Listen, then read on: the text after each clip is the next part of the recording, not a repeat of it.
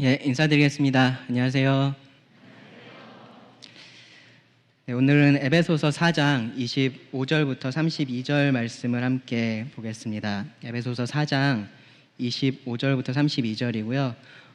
저는 옛 세상에서 새 사람으로 살라 더불어 함께라는 제목으로 오늘 말씀을 나누려고 합니다. 옛 세상에서 새 사람으로 살라 더불어 함께. 믿고 구원받은 사람의 그 삶의 특징을 한 단어로 표현을 한다면은 변화라고 할 수 있을 것 같아요. 변화.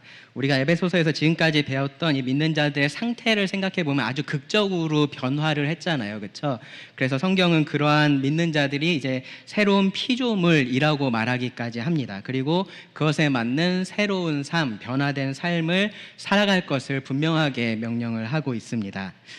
그런데 이 변화된 삶이라는 것이요, 이제 개인의 입장에서 생각해 보면은 정말로 이전에는 없었던 완전히 새로운 삶이라고 우리가 말을 할 수 있는데요.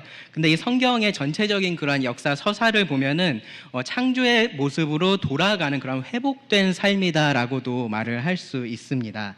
어떤 면에서 그러냐 하면요, 이제 하나님은 인간을 하나님의 형상으로 창조를 하셨잖아요. 그렇죠? 그러면서 인격체로서 이 사랑의 하나님을 이 땅 가운데 실제로 보여줄 수 있는 유일한 피조물로서 사람을 만드셨습니다.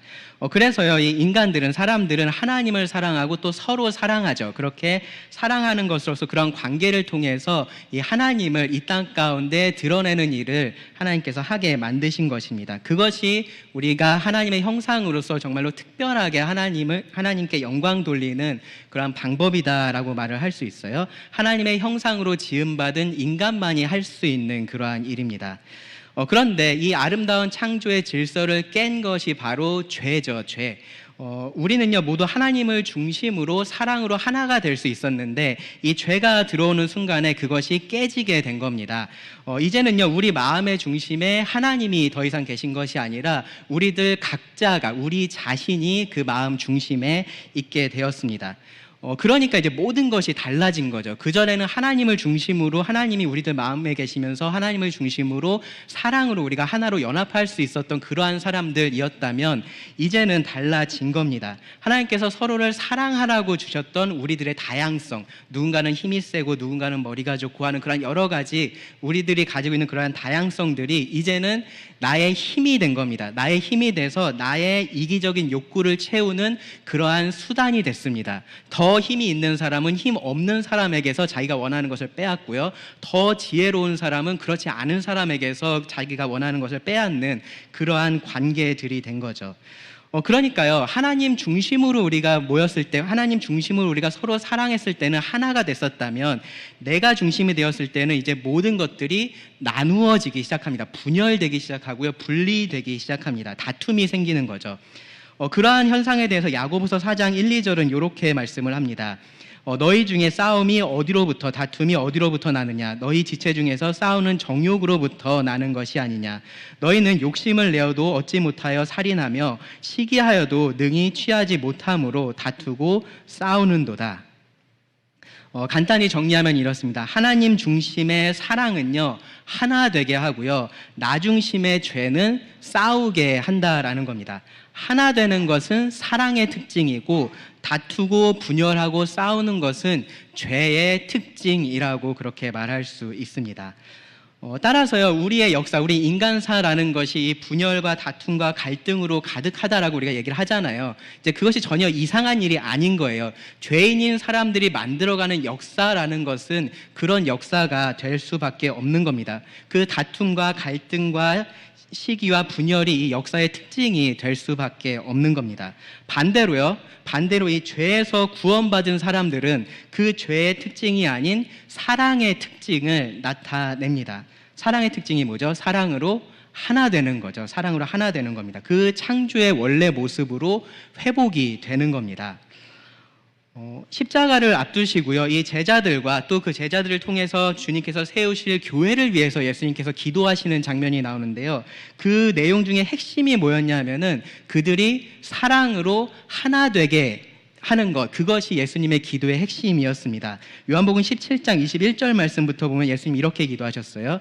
아버지여, 아버지께서 내 안에, 내가 아버지 안에 있는 것 같이 그들도 다 하나가 되어 우리 안에 있게 하사 세상으로 아버지께서 나를 보내신 것을 믿게 하옵소서. 내게 주신 영광을 내가 그들에게 주었사오니 이는 우리가 하나가 된 것 같이 그들도 하나가 되게 하려 함이니이다.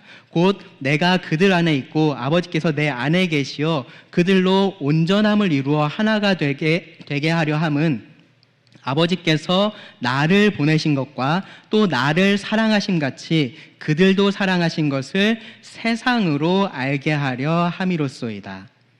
사랑이신 하나님께서 구원자 예수님을 세상에 보내셔서요, 죄인들을 구원하시고 그들을 다시 하나님의 사랑으로 부르신다 라는 그 증거가 바로 뭐냐면은 믿는 자들의 하나됨이다라는 겁니다. 우리가 하나 될 때 우리가 그 하나님의 사랑을, 그 사랑의 하나님을 이 땅 가운데 선포한다라는 말입니다. 바로 그 변화가요, 이 세상 가운데서 살고 있는 교회가 보일 수 있는 가장 큰 차이이기 때문에 그렇습니다. 세상에서는 볼 수 없는 그러한 하나됨이 이 교회 안에는, 하나님을 믿는 자들 안에는 있기 때문에 그것을 통해서 세상은 하나님을 볼 수 있게 된다라는 겁니다. 그래서요, 여러분 잘 아시는 갈라디아서 5장 22절부터 23절에 보면은 이 성령의 열매가 기록이 되어 있잖아요. 근데 그 성령의 열매들을 보면은 이런 겁니다. 사랑, 희락, 화평, 오래 참음, 자비, 양선, 충성, 온유, 절제. 이러한 열매들을 가만히 보시면요, 이것은 하나됨의 열매다라고 할 수가 있습니다. 우리가 하나 될 때 맺을 수 있는 열매다라고 할 수 있습니다. 그 이어지는 말씀도 보면요, 이 믿는 자들은요, 그 죄의 특징인 그 정욕과 탐심을 십자가에 못 박았다라고 이야기를 하고요, 또 이제는 헛된 영광을 구하지 않고 서로 노엽게 하거나 투기하지 말라라고 명령을 합니다. 죄의 특징인 그러한 다툼과 투기, 분열을 버려야 한다라는 거죠. 그것이 곧 성령의 열매다라고 말씀을 하고 있는 겁니다. 자, 이제 에베소서로 와서 볼게요. 에베소서도 보시면요, 1장부터 3장까지의 말씀에서는 우리가 어떠한 자들이 되었는지, 어떠한 변화를 신분적으로 겪었는지를 말씀을 하고 있고요. 그러면서 이제 4장부터는 실제적으로 우리가 그 신분에 맞게 어떻게 살아야 하는지를 말씀을 하고 있어요. 그러면서 제일 먼저 언급된 것이 뭐냐 하면은 4장 1절부터 3절 말씀 보세요. 이미 우리가 살펴봤던 말씀이죠. 뭐가 제일 먼저 언급이 됐냐면은, 그러므로 주 안에서 갇힌 내가 너희를 권하노니 너희가 부르심을 받은 일에 합당하게 행하여 모든 겸손과 온유로 하고 오래 참음으로 사랑 가운데서 서로 용납하고 평안에 매는 줄로 성령이 하나 되게 하신 것을 힘써 지키라. 뭐에 대한 명령입니까? 하나됨에 대한 명령입니다. 하나됨에 대한 명령. 특히요, 바로는요, 먼저 이 교회가 교회로서 어떻게 하나가 돼서 일해야 하는지를 4장 초반부에서 강조를 했었고요. 그리고 이제 17절 말씀부터 보시면, 우리가 지난 에베소서 시간에 살펴봤었죠. 이 17절 말씀부터 보시면은 조금 더 실제적으로 어떻게 그러한 삶을 살아야 하는지를 말을 합니다. 간단히 뭐라고 얘기할 수 있습니까? 옛사람을 벗어버리고 새 사람을 입는 것입니다. 옛사람을 벗어버리고 새 사람을 입는 것입니다. 그리고 그 원리에 대한 몇 가지 구체적인 예를 제시하는 것이 오늘 우리가 함께 살펴볼 이 에베소서 4장 25절부터 32절의 말씀입니다. 이 본문의 말씀을 보시면요, 5개의 구체적인 벗고 입으라의 예를 우리가 찾아볼 수가 있습니다. 그런데요, 이 5개의 구체적인 벗고 입으라에 대한 이 명령들을 보면요, 공통적으로 사람 사이의 관계에 대한 것이다라는 것을 우리가 알 수 있어요. 교회 안에서뿐만 아니라 이 모든 사람들과의 관계에 있어서 분열시키는, 사람 사이의 관계를 나누는 그러한 죄의 특징을 벗어버리고 하나 되게 하는 그러한 사랑의 특징을 입으라라고 그렇게 말씀을 하고 있는 겁니다. 이것이 개인의 덕목이기도 하지만 교회가 공동체로서 함께 지켜야 할 그러한 덕목으로서 말씀을 하고 있다라는 거예요. 언젠가 우리가 새하늘과 새 땅에 가서 살게 되겠죠, 그렇죠? 우리가 새로운 세상, 새 세상에 가서 그렇게 살게 될 겁니다. 그런데 지금은 아닙니다. 지금은 우리가 옛 세상에 여전히 살고 있습니다. 구원받은 사람들은요, 새 사람이 되었다라고 말을 하지만 여전히 이 옛 세상에서 그대로 살고 있는 겁니다. 자, 그러면은 우리가 어떻게 살아야 될까요? 어차피 나는 이 세상에 속한 사람이 아니고 나는 다른 데 가서 살 거니까 그냥 여기서는 그냥 맘 놓고 우리 맘대로 살면 될까요? 아니면 우리 그냥 성도들끼리만, 구원받은 성도들끼리만 잘 살면 되는 걸까요? 그렇지 않죠. 우리가 그렇지 않다라는 것을 성경을 보면 알 수 있습니다. 예수님도요, 이 제자들을 세상 속으로 보냈다라고 말씀을 하십니다. 우리가 이 세상 속에서 살아가야 한다라고 말씀을 하십니다. 우리는 새 사람이지만 옛 세상에서 살아가는 그러한 사람들인 겁니다. 새 사람으로서요, 새 사람이 된 사람들하고만 우리가 잘 살아야 되는 것이 아니라요, 이 옛 세상에서 새 사람으로 우리가 살아야 되는 겁니다. 가치관이 전혀 다르기 때문에요, 이 세상과 교회가 하나가 될 수는 없어요. 그렇죠? 하나 되라는 명령은 이 교회 안에 주어진 그러한 명령입니다. 그런데 그렇게 사랑의 특징을 나타내는 것은 교회 안에만 적용되는 것이 아니라 교회 밖에도 동일하게 적용이 돼야 됩니다. 교회는요, 분열을 만드는 자들이 아니라 화평하게 하는 자들로서 이 땅 가운데서 살아가야 되는 겁니다. 옛 세상에서 새 사람으로 더불어 함께 그렇게 사는 겁니다. 이 죄의 특징을 계속해서 드러내고 있는 이 세상 속에서 사랑의 특징을 계속해서 드러내는 자들이 되어야 한다라는 겁니다. 이것이 오늘 말씀의 주제예요. 생각해 보시면 당연히 어려운 일이죠, 그렇죠? 남들처럼 살기도 힘든데 이 세상 속에서 정말로 다르게 살아야 한다는 거 쉽지 않은 일입니다. 그런데 쉽고 어렵고를 떠나서요, 이것이 우리가 추구해야 할 마땅한 삶이다라는 생각을 우리가 먼저 해야 됩니다. 어려워서 그렇게 어떻게 해? 어차피 그렇게 다 못 살잖아. 그렇게 생각하기 이전에 먼저 우리가 생각해야 할 것은 이것이 내가 가야 할 길이다, 마땅한 길이다라는 생각을 해야 된다라는 겁니다. 우리가 그러면 어떤 세상에서 어떻게 살아야 하는지를 이 명령들을 하나하나 살펴보면서 오늘 함께 생각을 해보겠습니다. 말씀을 들으시면서요, 여러분 이런 생각들을 계속해서 하면서 들어주셨으면 좋겠어요. 나는 지금 죄의 특징을 더 내 삶 가운데서 나타내고 있는지, 아니면 사랑의 특징을 나타내고 있는지 생각하면서 말씀을 같이 한번 생각해 보면 좋겠습니다. 첫 번째는요, 25절인데요. 여기서는요, 거짓을 말하는 세상에서 참된 것을 말해야 한다라고 말씀을 하고 있습니다. 25절 말씀 한번 같이 한번 읽어보겠습니다. 시작. 그런즉 거짓을 버리고 각각 그 이웃과 더불어 참된 것을 말하라. 이는 우리가 서로 지체가 됨이라. 옛 세상에서 살아가는 새 사람이 보여야 할 특징 첫째는요, 뭐냐면은 참된 것을 말하는 겁니다.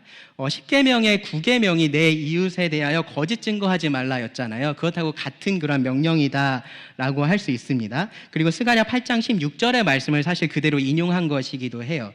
여기서도 보시면요, 바울이요, 각각 그 이웃과 더불어 참된 것을 말하라라고 해서요, 이것이 관계의 문제이다라는 것을 분명하게 하고 있습니다. 또 그렇게 해야 되는 이유로 제시된 것은 뭐냐면요, 우리가 서로 지체가 됨이라라고 말씀을 하고 있습니다. 마찬가지로 관계를 강조하는 거죠. 이 믿는 자들은요, 정직한 사람, 믿을 만한 사람, 신뢰할 만한 사람이 되어야 한다라는 그러한 말이에요. 한 지체인 이 교회 안에서는 사실 말할 것도 없고요, 이 세상 속에서도 그렇게 해야 됩니다. 여러분, 거짓말을 아주 잘하는 사람하고요, 거짓말을 절대 못하는 사람이 어떤 거래를 한다라고 한번 생각을 해보세요. 뭐 중고거래 같은 거 한다라고 한번 생각을 해보시면은 누가 이득을 볼까요? 거짓말을 잘하는 사람과 거짓말을 절대 못하는 사람, 누가 이득을 볼까요? 네, 당연히 거짓말 잘하는 사람이 이득을 보게 됩니다.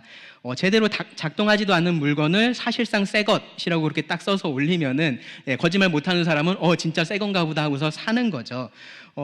그렇게 해서 하면은요, 이득을 볼 수 있는 거예요.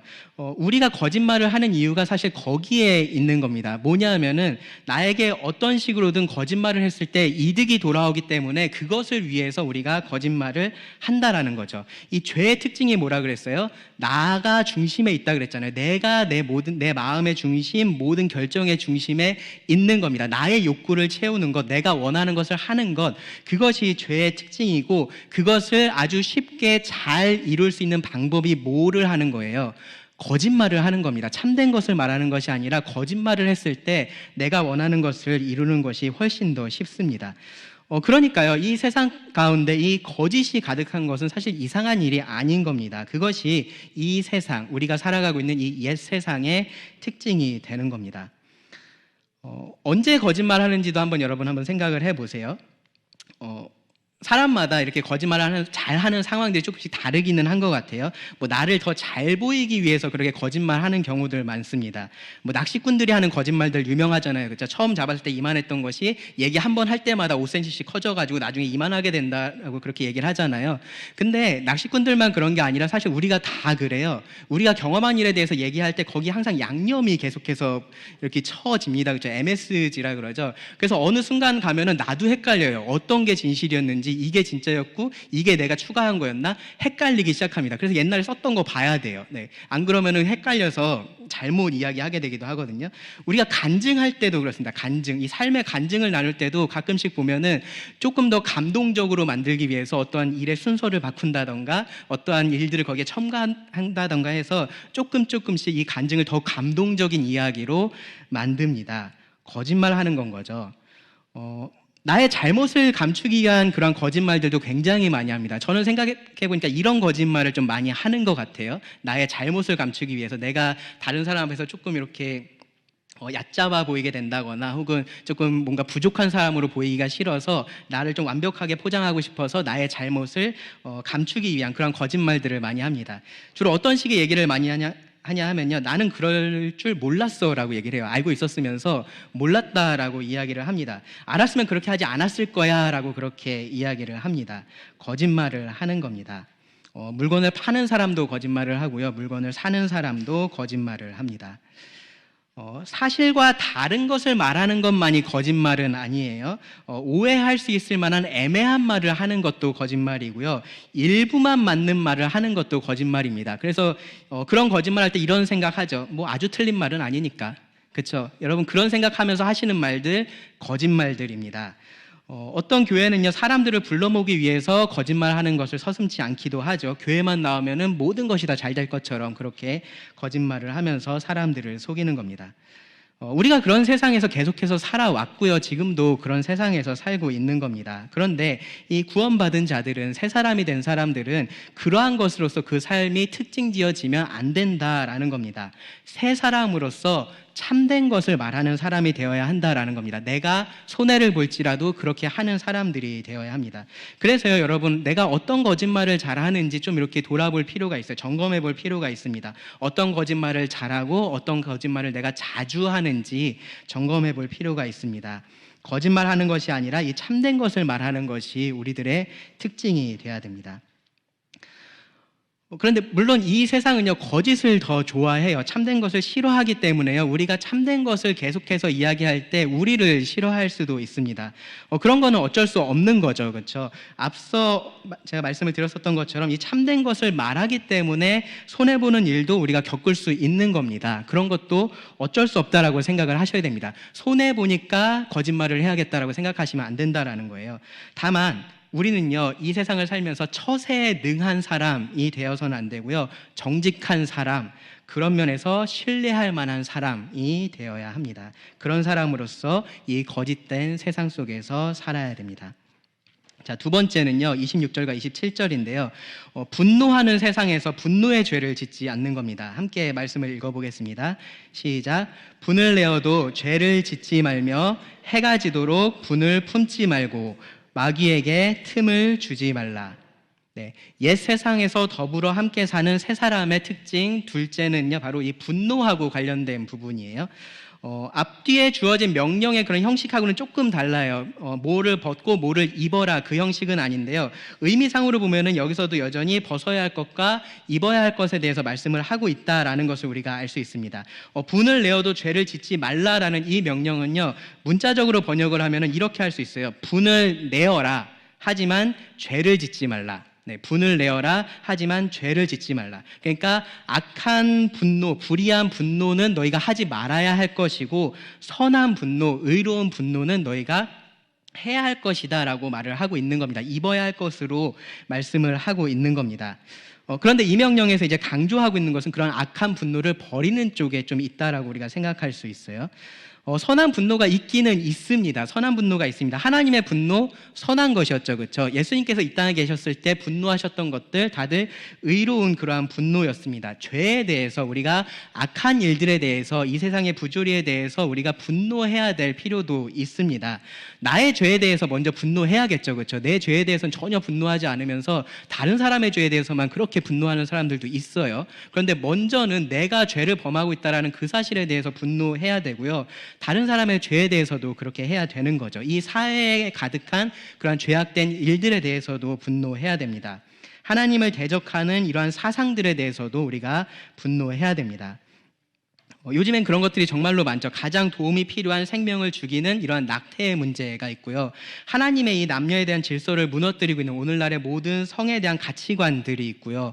보호받아야 할 약자들을 대상으로 벌어지고 있는 잔인한 그런 범죄들이 있습니다. 그런 것에 대해서 여러분들이 정말로 무관심하고요. 아무런 느낌이 없거나 혹은 잘 들어보세요. 정치적인 성향에 따라서 선택적으로 분노하고 계시다면 여러분 뭔가 잘못됐다라고 생각을 하셔야 돼요. 내가 뭔가 잘못하고 있구나라고 생각을 하셔야 됩니다. 선한 분노는요, 나를 위한 것이 아닌 거예요. 선한 분노는 하나님과 이웃을 위한 분노입니다. 그런 분노는요, 허용될 뿐만 아니라 또 필요하기도 한 것입니다. 그런데 여기서 좀 우리가 주목해야 될 부분은 뭐냐 하면은 이 분노라는 감정 자체가 아주 강력한 감정이다라는 것을 꼭 기억을 해야 됩니다. 그러니까 이 감정이 강력하기 때문에 우리가 이것에 사로잡히기가 너무나 쉽습니다.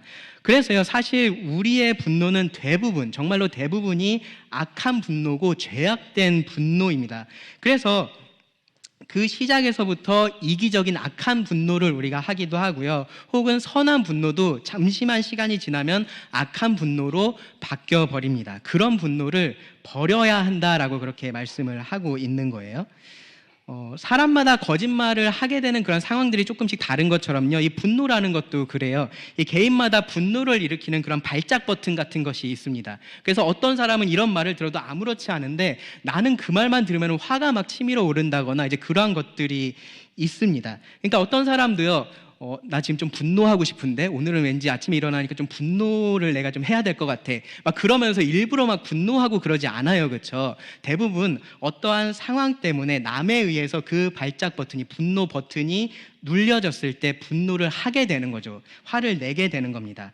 뭐 무시당한다라는 생각 때문에 분노하는 사람도 많고요. 자기가 기대하는 어떤 것들이 잘 충족되지 않으면 그것 때문에 분노하는 사람들도 많습니다.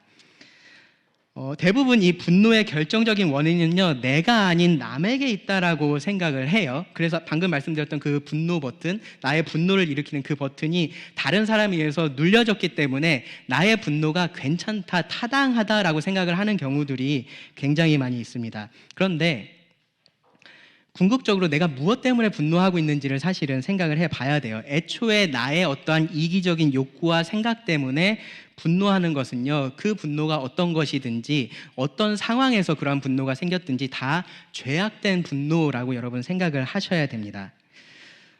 때로는요, 이 선한 분노가 악한 분노가 되는 경우들이 있습니다. 사실 굉장히 많이 있는데, 어떤 사람의 죄에 대한 분노가 결국은 그 사람에 대한 정죄로 쉽게 그렇게 이어지기도 합니다. 그러면서 이 죄를 죄로 갚고 싶은 그런 마음도 우리들 안에 생겨나기도 합니다. 그래서 여기 말씀에 보면은 분을 내어도 죄를 짓지 말며, 그 다음에 뭐라 그랬냐면은 해가 지도록 분을 품지 말고 마귀에게 틈을 주지 말라라고 그렇게 덧붙여져 있는 것을 볼 수 있어요. 이 분노의 마음을 우리 안에 오래 품고 있을수록 마귀가 공격할 수 있는 틈이 생기니까 그렇게 하지 말라라는 겁니다. 여기 보시면 이제 해가 지도록이라는 표현이 있어요. 해가 지도록. 그래서 저도 어렸을 때 이렇게 싸우고 나면은 해진다 빨리 마음 풀어야 돼 막 그렇게 얘기했었던 적이 있는데 근데 이게 해가 지도록이라는 이 표현이 사실 문자 그대로 받아들일 표현은 아니에요. 그렇죠? 만약에 이걸 문자 그대로 받아들이면 우리가 해가 긴 여름에는 조금 더 오래 분노해도 괜찮은 거고 해가 짧은 여름에는 빨리 이걸 풀어야 되는 게 되잖아요. 그렇죠? 심지어 여러분 백야 현상 있는데 아세요? 네, 극지방 가면 백야 현상 있어요. 해가 지지 않아요. 그럼 그때는 계속해서 분노해도 괜찮다라고 말할 수 있게 되는 거잖아요. 그렇죠? 그렇지 않습니다. 그러니까 이거는 문자적으로 정말로 해질 때까지는 해가 지고 나서도 절대로 분을 품고 있으면 안 돼. 그 얘기를 하려고 그러는 것이 아니라 최대한 빨리 그 분노의 마음을 가라앉혀야 한다라는 의미로 지금 이렇게 말을 하고 있는 거예요. 그런데 어쨌든 이것이 좋은 지표는 됩니다. 그래서 이 분노를 가지고 여러분들도 아마 그런 경험들이 있으실 거라고 생각을 하는데 저도 있어서 아는데 분노를 가지고 잠자리에 드는 것이 정말로 위험한 일입니다. 왜냐하면은 우리가 눈을 감는 순간 우리는 무엇을 하기 시작해요? 묵상을 해요. 네, 무언가 하루에 있었던 일들을 계속해서 머릿속으로 묵상을 합니다. 그런데 그 분노의 마음을 갖고서 잠자리에 들면 어떻게 되는 거예요? 그 분노를 묵상하기 시작하는 겁니다. 어떠한 일들이 있었는지 계속해서 묵상하면서 그 분노의 마음을 계속해서 키워가게 됩니다.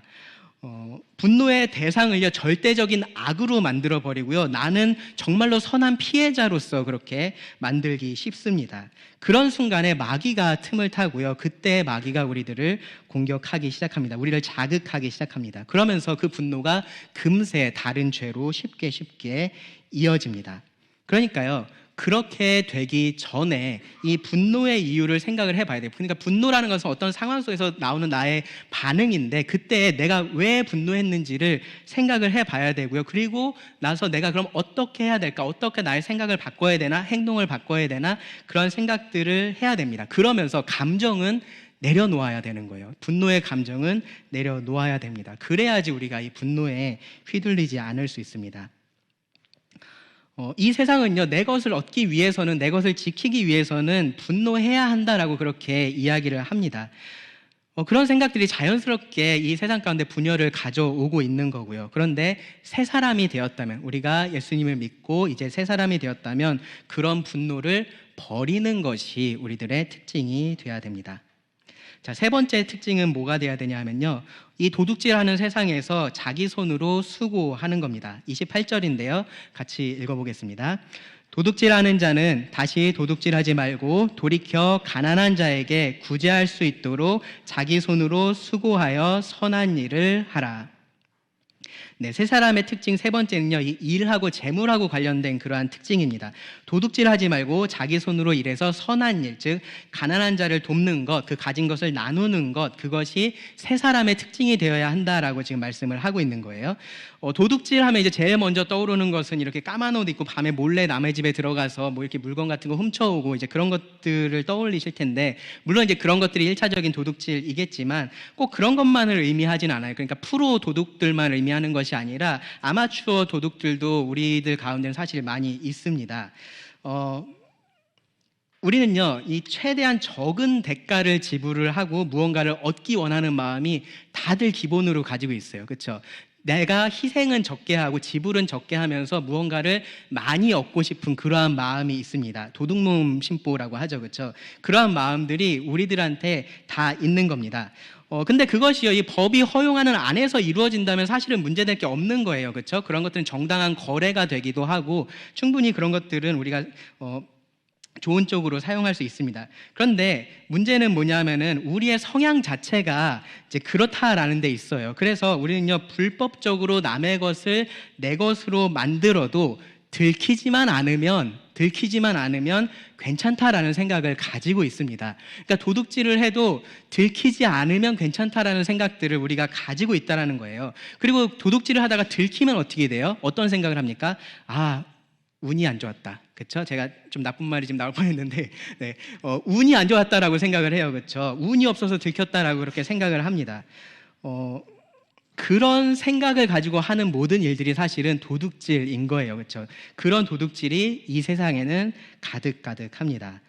가게에서 돈을 지불하지 않고 물건을 슬쩍 가져오는 경우들 생각보다 많아요. 여러분들 아실지 모르겠지만 뭐 우리나라는 그런 통계를 제가 본 적이 없는데 미국 같은 경우는 그러한 통계들이 있어요. 예, 계속해서 사람들이 훔쳐가는 물건을 다시 채워놓는 그러한 비용이 굉장히 많이 들어간다라는 통계가 있습니다.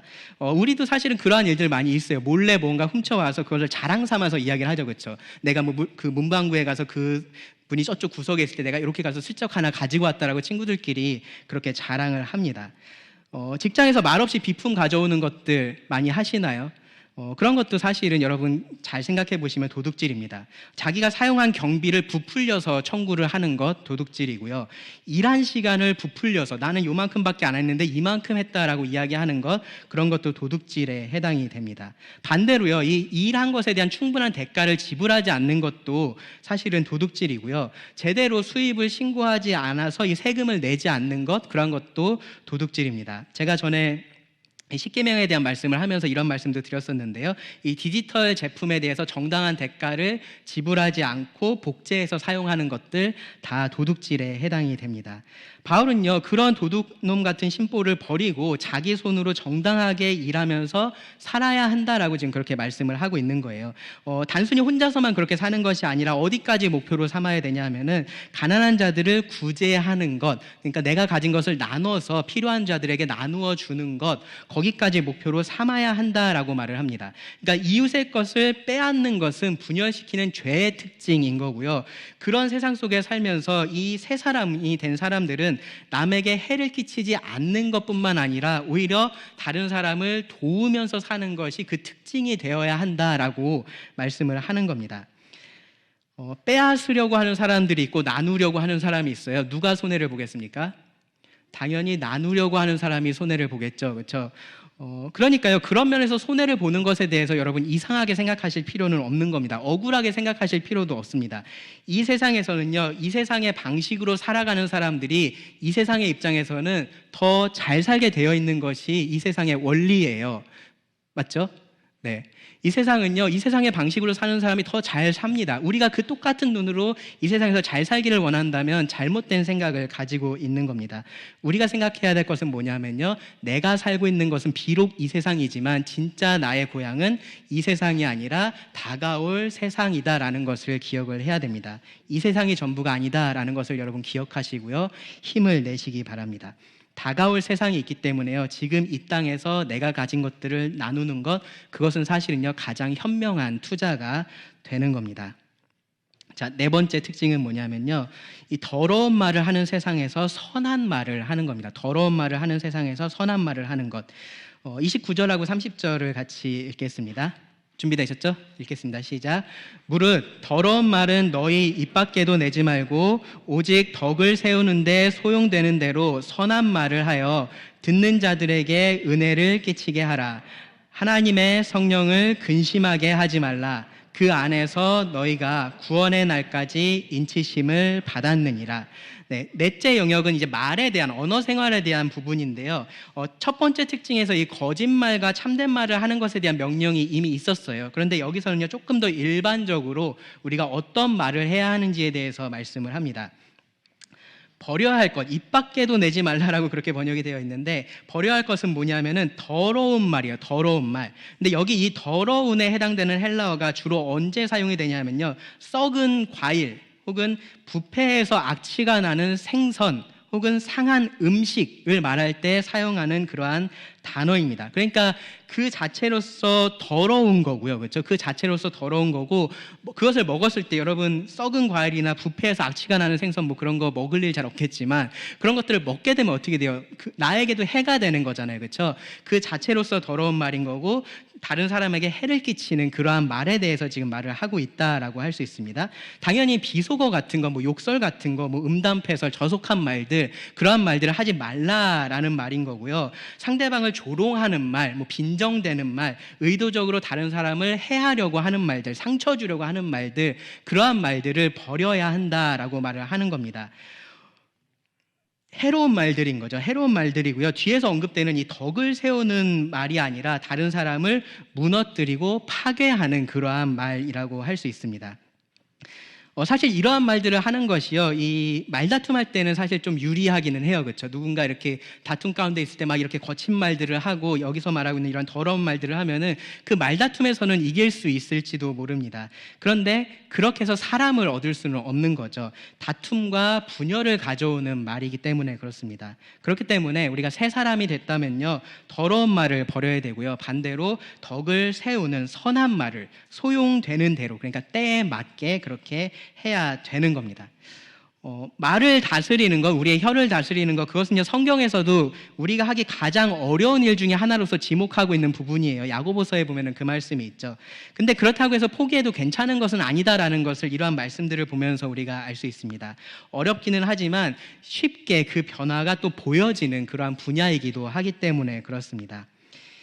다른 것도 마찬가지긴 한데요, 이 언어를 변화시키는 것은 마음의 변화예요, 그렇죠? 우리가 수요일에 계속해서 배우고 있는 그 시리즈 말씀 있죠, 당신 입에서 나오는 열매. 이제 거기서도 우리가 배우고 있는 것처럼 우리 안에, 우리 마음에 이 하나님의 말씀을 가득 채울 때, 그래야 우리의 말도 근본적으로 변화가 시작되는 겁니다. 그러니까요, 기본적으로 우리는요, 내가 하고 싶은 말을 하는 게 아닌 거예요. 내가 하고 싶은 말을 그냥 아무에게나 아무 때에 그렇게 하는 게 아니라 상대방에게, 이 말을 듣는 그 상대방에게 필요한 말을 한다라는 생각으로 말을 해야 한다라는 겁니다. 그래야지 우리가 상대를 무너뜨리는 말이 아니라 상대를 세워주는 그러한 말을 할 수가 있습니다.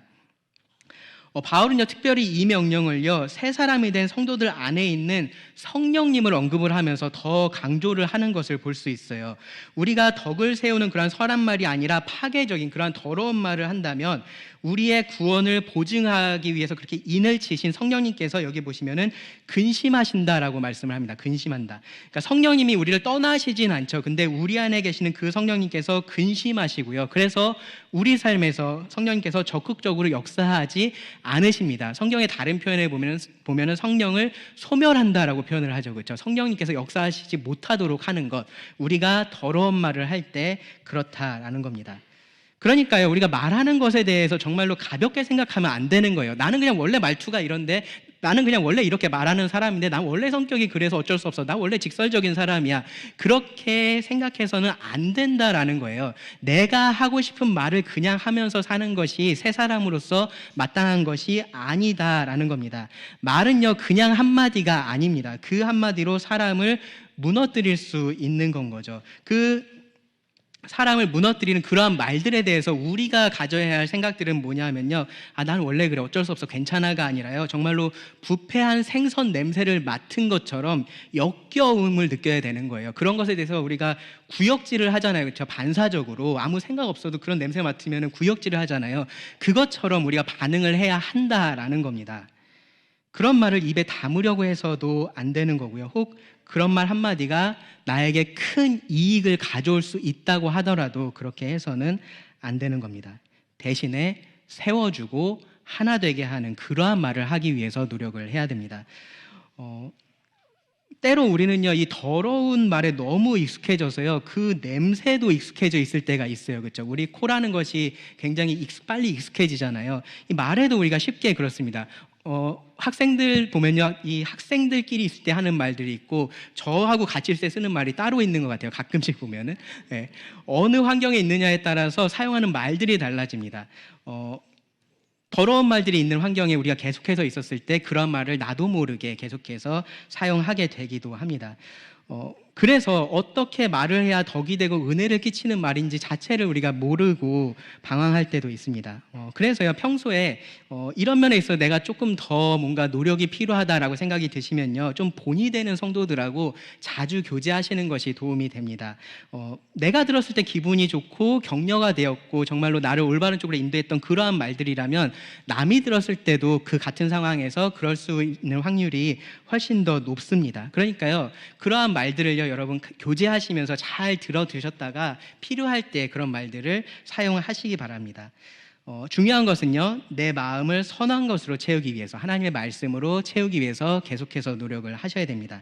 그래야지 이 마음의 열매인 언어가 자연스럽게 달라질 겁니다. 그런 노력을 하는 사람이 새 사람입니다. 다섯 번째 특징은요, 이 악의 가득한 세상에서 용서한다라는 겁니다. 악의가 가득한 세상에서 용서한다. 31절과 32절 말씀을 같이 보시겠습니다. 같이 읽어볼게요. 시작.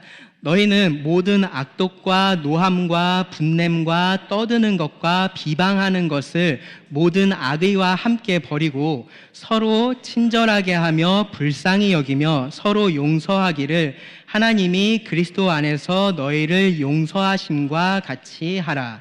네, 다섯째 특징은요, 용서하고 관련이 되어 있습니다. 용서. 이 옛 세상의 특징은요, 용서하지 않는 거예요. 용서하는 대신에 보복하는 겁니다. 나를 중심으로 생각하는 사람이 다른 사람을 이해하고 용납하면서 내가 본 손해를 아무렇지 않은 것으로 여기고 용서하는 것 쉽지 않은 일이기 때문에 그렇습니다. 자연스럽게 용서하지 않는 것이 이 세상의 특징이 됩니다.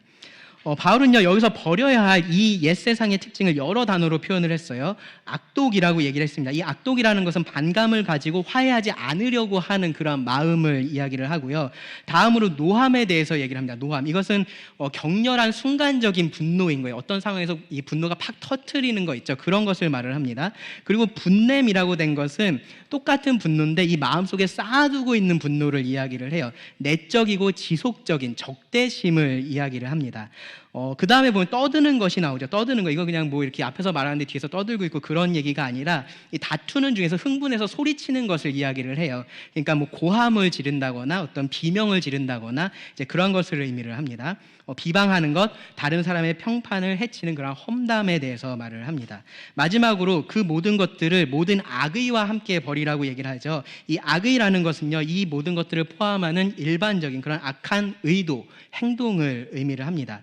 그러니까 뒤에서 말하는 미덕하고 반대되는 말이다라고 할 수 있어요. 쉽게 말하면요, 지금 이 상태는 어떤 상태냐면요, 날이 잔뜩 서 있는 상태예요. 굉장히 예민해져 있는, 자신을 보호하기 위해서 굉장히 예민해져 있는 그러한 상태다라고 할 수 있습니다. 그러니까 다른 사람을 이해하고 용납하려고 하기보다는요, 조금이라도 나를 건드리면은 그대로 갚아주겠다 혹은 배로 갚아주겠다, 그러한 마음이 가득한 그러한 상태라고 할 수 있습니다. 너그러움이 없고요, 다른 사람을 위한 그러한 여유가 없는 겁니다.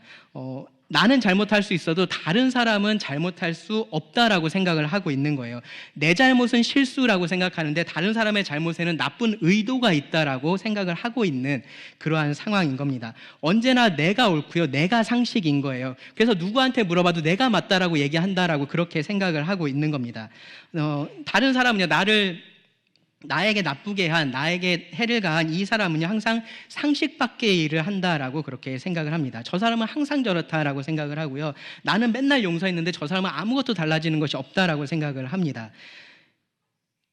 기본적으로 다른 사람이요, 나의 적인 상태인 거죠. 대적인 상태인 겁니다. 이것이 죄의 특징인 거예요. 악의가 가득한 세상이고요, 옛사람의 특징인 겁니다. 그런데 그런 세상에 사는 새 사람은요, 다른 특징을 보인다라고 말을 해요. 무슨 특징이냐 하면은 용서하는 특징을 보입니다. 용서하는 특징. 그리고 그 용서는요, 여기 말씀해 보시면 하나님이 그리스도 안에서 너희를 용서하심 같이라는 기준이 제시가 되어 있습니다. 성경은요, 하나님이 그리스도 안에서 우리를 어떻게 용서하셨는지에 대해서 아주 명확하게 그렇게 밝히고 있습니다. 하나님은 우리가 용서를 구하지 않았는데도 우리를 용서해 주셨습니다. 우리에게 친절을 베풀어 주신 겁니다. 하나님은 우리가 용서를 구할 수 없었을 때에 우리를 용서해 주셨습니다. 우리에게 긍휼을 베풀어 주신 겁니다. 죄라는 것은요, 나에게 도움이 되지 않는 사람은 배척하는 게 죄입니다. 나에게 그런 사람을 위한 자리가 있을 수가 없는 거죠. 심지어 나에게 해를 가한 사람이라면 더더욱이나 그렇습니다. 그런 사람에게요, 분노해야 되고요, 그런 사람은 비방받아 마땅하다라고 우리는 생각을 합니다. 그렇게 생각하는 것이요, 그리고 생각해서 분열시키는 것이 죄의 특징인 거예요. 하지만 사랑은요, 도움이 되는지 아닌지를 따지지 않는 겁니다. 내가 아닌 다른 사람의, 그 상대방의 유익을 구하기 때문에 그렇습니다. 그래서 보복하는 대신에 용서를 합니다. 이 용서가요, 우리가 구원받은 사실하고 아주 직접적으로 연결되어 있는 것도 여러분 주목하셔야 돼요.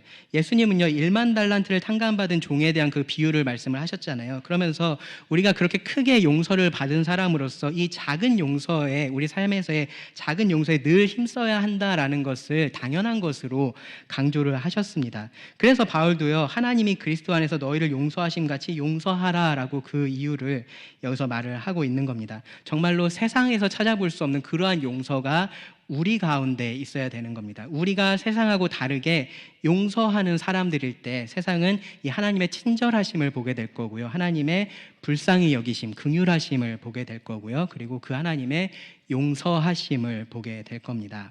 새 사람은요, 용서하는 사람이 되어야 됩니다. 여기까지 해서 우리가 이 새 세상이 아니라 옛 세상에서 살고 있는 새 사람으로서 어떠한 특징을 나타내야 되는지를 말씀을 드렸어요. 이 죄의 특징이 가득한 이 세상에서 새롭게 된 자들이 어떻게 살아야 하는지를 말씀을 드렸습니다. 참된 것을 말해야 되고요, 분노하지 않고요, 자기 손으로 수고를 해야 되고요, 선한 말을 하고 용서를 하는 겁니다. 그것이 새 사람의 특징이 되어야 합니다. 그렇게 하는 것이 세상 속에서 편하고 쉽게 사는 방법은 절대로 아니에요. 그런데 그것이 우리가 살아야 할 마땅한 삶입니다. 점점 우리가요, 이 성경의 진리를 지키면서 세상에서 좋은 사람으로 살기가 굉장히 어려워지는 그런 세상 속에 접어들고 있어요. 제가 어렸을 때와 지금을 생각해봐도 정말로 많은 것들이 달라졌습니다. 저는 동성애자를 한 번도 혐오해 본 적이 없는데 이 동성애를 죄라고 말한다라는 이유로 저는 이미 동성애자를 혐오하는 사람이 되어 있습니다. 기독교인들은요, 이미 혐오 세력이 되어 있는 거죠. 그런 영역들이요, 여러분, 시간이 갈수록 계속해서 더 늘어날 겁니다. 그리고 우리가 이 진리를 지키려고 굳게 서는 만큼 이 세상은요, 우리를 더 많이 미워하게 될 거예요. 그런 세상에서 우리가 어떻게 살아야 될까? 어차피 우리의 진정성 있는 사랑 같은 거 이 세상이 알아주지도 않는데 그냥 우리도 싸우면서 살아야 되는 거 아니냐, 이 세상의 방식으로 우리도 싸워야 되는 거 아니냐, 그런 생각들을 우리가 할 수도 있습니다. 그런데 성경은 그렇지 않다라고 이야기를 해요. 우리가 지금 이 세상을 살기 전에 이미 2000년 전에 성도들이 똑같은 세상을 살았습니다. 어쩌면 더 힘든 세상을 살았습니다. 그러한 세상 속에 살면서 핍박을 받으면서 그들은 이 세상과 더불어 함께 살아가기 위해서 노력을 했습니다. 그들 가운데 사랑의 특징을 드러내기 위해서 노력을 했습니다. 우리도 사실은 그렇게 살아야 합니다. 이 세상 속에서요, 새 사람으로서 사는 겁니다. 세상과 하나 될 수는 없지만 더불어서 함께 그렇게 사는 겁니다. 그리고요, 그 방법은요, 이렇게 우리를 갈라놓는 그러한 죄의 특징을 버리고요, 하나 되게 만드는 그러한 사랑의 특징, 사랑의 옷을 입는 겁니다. 세상의 방법으로 싸우는 것이 아니라 주님의 방법으로 싸워야 됩니다. 이 옛사람을 버리고 새사람을 입는 이러한 거룩한 삶이라고 이야기를 하면은 이런 것들을 아마 개인의 문제로서 더 먼저 쉽게 생각을 하게 될 겁니다. 그런데 그렇지 않아요. 왜냐하면은 우리는 이미 한 새 사람이 되었다라고 성경이 말을 하고 있어요. 그렇죠? 하나의 공동체가 된 겁니다. 여기 에베소서 4장 15절에도 보시면요, 오직 사랑 안에서 참된 것을 하여 범사에 그에게까지 잘할지라라는 명령이 있는데, 이 명령은요, 개인에게도 해당이 되지만 말씀을 쭉 읽어보시면은 이것은 교회라는 공동체에게 주신 명령이에요. 그러니까 나의 죄는요, 사실은 교회의 죄이기도 한 거고요, 나의 미숙함이라는 것은 교회의 미숙함이 되기도 하는 겁니다. 그래서 우리는 함께 그리스도에게까지 자라가야 되는 거고요, 함께 이 세상에 주님을 나타내야 됩니다. 여러분, 그러니까 함께 거짓을 버리고 참된 것을 말하셔야 됩니다. 함께 분을 내어도 죄는 짓지 마셔야 됩니다. 함께 도둑질하지 말고요, 수고해서 선한 일을 해야 됩니다. 함께 더러운 말을 버리고요, 그리고 선한 말을 해야 됩니다. 함께 모든 악의를 버리고 용서를 해야 됩니다. 그렇게 우리가 이 옛 세상에서 새 사람으로서 더불어서 함께 살아야 되는 겁니다. 세상이 우리를 미워하고 핍박하는 것은 정말로 어쩔 수 없는 거예요. 우리가 그것을 염려하고 걱정한다고 해서 달라질 것도 아닙니다. 예수님은요, 이미 우리가 예수님을 따라서 살 때 그런 핍박을 받을 것을 아셨어요. 다만 우리가 잊지 말아야 할 것은 뭐냐면요, 우리가 변화된 모습을 이 세상 가운데 나타내야 한다라는 겁니다. 새 사람이 된 자들로서 변화된 삶을, 이 사랑의 특징을 나타내는 자들이 되어야 한다라는 겁니다. 똑같이 싸우고 갈등하는 것이 아니라요, 하나 되게 하는 사랑을 이 교회 안에서 먼저 나타내야 되고요, 우리들의 가정에서 나타내야 되고요, 우리들의 직장에서 그렇게 해야 됩니다. 그것이요, 이 땅을 살아가고 있는 우리의 사명입니다. 기도하시고 말씀을 마치겠습니다. 하나님, 또 오늘 말씀을 통해서 우리의 삶을 돌아보게 됩니다. 세상 속에 있으면서 세상과 다르지 않은 자들이 되지 않게 하여 주시기를 구합니다. 우리를 세상에 두신 이유와 목적을 잊지 않게 하시고 우리가 그에 따라 살아갈 수 있게 하여 주시기를 구합니다. 사랑으로 하나 되고 또한 이 세상 가운데서 그 사랑을 나타낼 수 있게 하여 주시기를 구합니다. 우리의 힘으로 되는 것이 아님을 잘 알고 있습니다. 하나님께서 주신 힘과 지혜로 이 세상에서 다른 삶을 살게 하여 주시기를 간절히 기도드립니다. 들은 모든 말씀을 주님께 의지하며 예수님 이름으로 기도드립니다. 아멘.